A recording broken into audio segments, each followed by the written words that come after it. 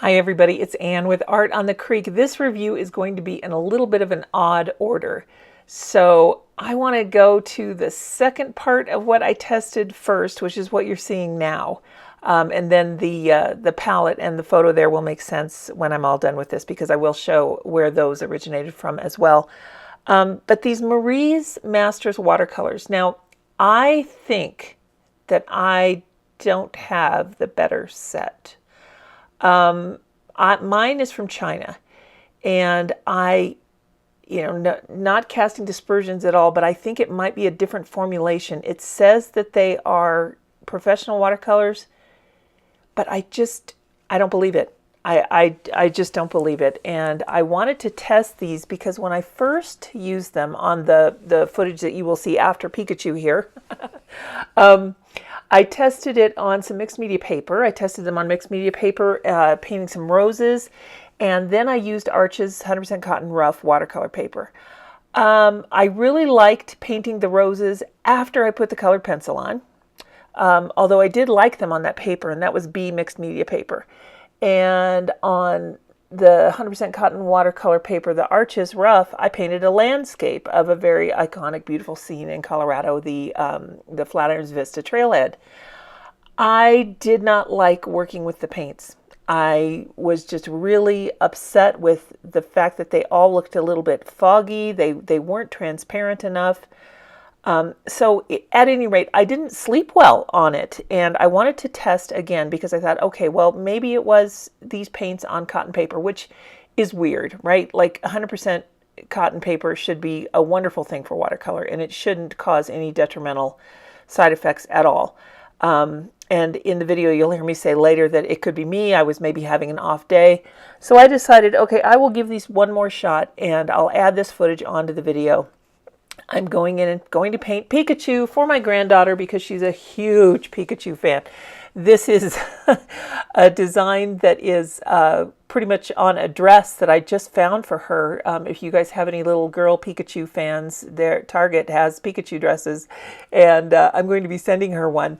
But I wanted to paint this as the card that I sent to her. It's just kind of a gift for no reason. I just saw the dress, and I thought of my granddaughter, who is turning 5 this summer. This is just a no reason kind of gift from Nona, but I wanted to give this a shot and paint this. And I remember when I did the swatches, which you will see coming up, I really liked how this white that I'm using mixed with the paints to make pastels.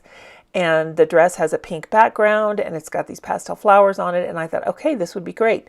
But do you see it's happening already on Pikachu's belly? Can you see all the streaks? That is the mark of a paint, at least in my experience anyway, that has more fillers and binders in it than it does pigment. At least I'm pretty sure that's the reasoning behind it. It doesn't go on very smooth. So I'm going to continue through this, and I have used professional paints brands that I know and love on these cards. These are very affordable, very inexpensive watercolor cards. I'll link to everything in the description. But I've used the watercolor cards here with different brushes, with paints that I know to be truly professional paints, and I've had none of these issues. This is just turning out to be really streaky, really chalky, and I'm not thrilled with it. I mean, for a greeting card, it's fine, right? Like, I mean, it's something that's really just purely just for fun, but it has a feel to it. It feels really chalky, and I don't know. Let me just test with a paper towel if I can rub some of it off, and I can. Okay, these are not professional paints. So keep this in mind. The rest of the video, you will hear my initial impressions of these paints. But like I said, I did not sleep well. This was really on my mind for most of the night, and I thought something's wrong. It just can't be true. And I have since found out that Marie's Masters has another line that has a totally different logo on it, and I think that they might be made either in Britain or the United States. And I apologize to you, I haven't done the research on those, but I have a feeling that what I have here is not the Marie's Masters watercolor that we all might have used and love. And that there's something that I asked a question later in the video too. And if you have used the Marie's watercolors that have the different logo than these, you can kind of see the tubes there over on the right. And these are smaller tubes as well. If you've used the ones that have the different writing, with the big black letters of Marie's, let me know in the description what you think of them, because these, I'm going to have to give them a pass. At the end of the video, when I first had this video put together, I graded them about a C- because I was really just kind of meh. But after doing this and after making this greeting card, and now that I know that you can rub the color off with a paper towel, it's just not, they cannot possibly be professional paints. And for student paints, there's so many out there that work so much better. So I would say, and I will link to everything in case you are curious, but don't waste your money. I would say just keep walking, and these are ones that you don't need to try, because I really think that you'll end up being frustrated, and you won't be able to get good blends. Things will look really foggy. You'll see that as this video goes on. So no, I'm not going to change the voiceover on the rest of the video. I want you guys to have the original thoughts that I put together. But overall, my conclusion of these is still a C-, because I think they're bright, right? Like, I mean, they mix well. They're fun to use in that way. And for that reason, I'll let them pass. They can have a passing grade, but just barely, because I really don't think these are professional. It's disappointing, when you get something like that. But, at the price point, right, like, don't be fooled. I mean, these are not anything to write home about. If they're serviceable, but I wouldn't recommend them for my students, because I think they would end up being frustrated. If you're a new watercolor artist, I would say to walk away from these and to not get them. The other Marie's brand, I might test that one later. Let me know, in fact, in the comments, if that's something that you'd like to see, if I can test that Marie's with the other logo. Let me know if that's the one that you really are curious about. If these are the ones from China, I just don't. They have Chinese writing all over the package, and you'll see that coming in. The tape here bled, so I'm going to put some bleed-proof white on the edge there. That's what's going on now. But I was so disappointed. The paint, when I was putting the yellow ochre over the lemon yellow Pikachu to kind of give him some shape and dimension with the shadows, the paint just sat there. I really had to force it to move. And like I said, I've used these cards with other paints, and they don't do that. The paint will move for you. So, yeah, these are just kind of a little disappointment. But all of that said, I know that this first part just turned into a big spoiler alert, but look at these streaks. That's not good. And that's, I'm disappointed. If you guys have used these and you like them, please tell me why. Please tell me if it's something that I'm doing, because, hey, I'm human. I admit it could be me. But for now, I'm going to say C-, and here are the rest of my reasons why. Hi, everybody. My name is Anne, and we are in my home studio in Parker, Colorado, and I'm really glad that you've joined me here today. I am going to take a look at the Marie's Masters set of 12 watercolors. Now, I understand that this may not be the Marie's of old. I am not that familiar with the brand. I just have the set of 12 here, which is these here that are pictured on the left. This is all in Chinese. There's not a lot of information on here that I can find. I do know that there are purported to be professional quality watercolors, so let's give them a shot and let's see what we can find. The box is, your standard issue box. It's nothing worth saving, I don't think. The packaging for a professional watercolor is pretty lackluster. If I were to look at this, I would really assume that they were student grade. So I don't know. I'm not familiar with this brand at all. This is my first use of them. And I know that there are a lot of people out there that really like them, but So far I'm not all that impressed. So let's get them open and let's see what we're dealing with here. Each tube went out just fine on the palette. It had a little bit of binder separation on one of the colors, but it was nothing to write home about. It's just fine. Everything is working well so far. I'm using a number 4 Princeton Neptune to do these swatches, and the book that I'm using is 100% cotton. It is the Painter's Diary Swatching Journal. I really like these. They come in a set of 2. I think you can buy them singly, but the ones that I got were in a set of 2, so if you're going to get one, you only need to order 1 because they come in a set of 2. I ordered 2, so now I have 4, and I will use them because there aren't that many pages in here. But what's really nice about these journals is that, like I said, they are 100% cotton, and they're blank on the back, so you can definitely create a little painting with the featured brand if that's how you're going to organize your swatches. And they also have a nice sheet of vellum in between, so you can work in multimedia on these swatches and not worry about it smudging. The thing that I'm noticing about these brands out of the tube, or rather this brand out of the tube, is that number 1, there's no streaking. Okay, so that's really good. The colors seem to be very vibrant. Let's try and do some mixes here because I want to see if I can mix kind of a gray and some other shades. I want to see how to tone this green down. It's a pretty basic set, actually. What you get so far, let me just tell you the colors there in the order that they're featured. I have white, lemon yellow, a cad red hue, alizarin crimson, sap green, viridian, ultramarine, which is just off screen right now, Prussian blue, yellow ochre, burnt sienna, burnt umber, and ivory black. And I'm working on making some different darks here with different combinations of mixes, toning down the greens, just trying to figure out what I can do to paint with these. I liked how they mixed. I like how they're not very foggy, and I was surprised because, for instance, on the sap green, that one has a PY42 in its mix, which I thought was a little bit of an unusual choice. However, most of the paints in here are single pigments. Let's see, first of all, let's talk about the burnt sienna, sorry.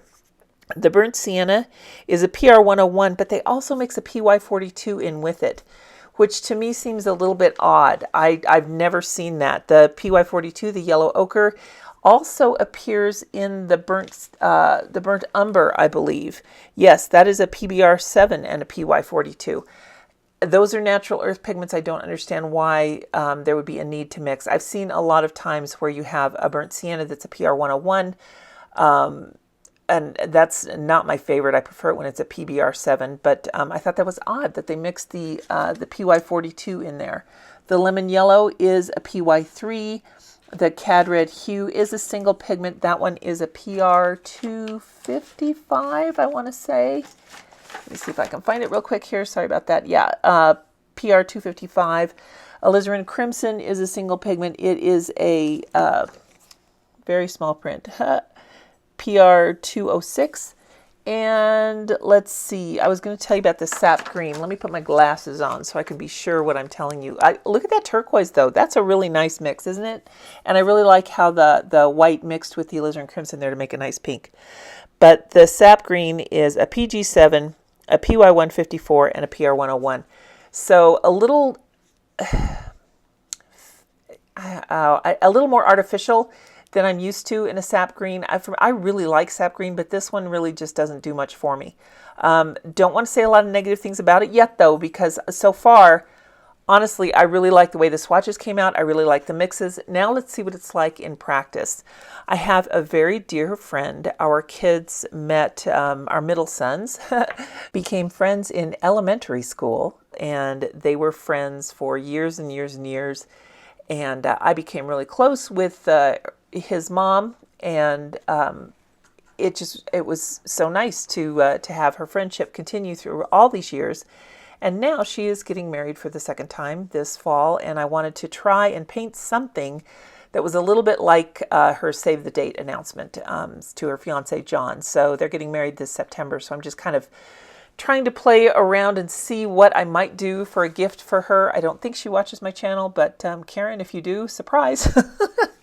I'm looking forward to really seeing the celebration because, you know, it's so nice when a dear friend can get married and you can, or have any kind of life celebration really, and you can give a gift at this point in our lives where we've already had kids, have grandkids, and we just need to focus on friendship. So that's kind of what I wanted to do with this little painting here, and I'm just kind of playing around. I'm using a mixed media paper. This is a, I think this is a B mixed media, and it went on there fine. I really liked it. I enjoyed this process. I like the colors.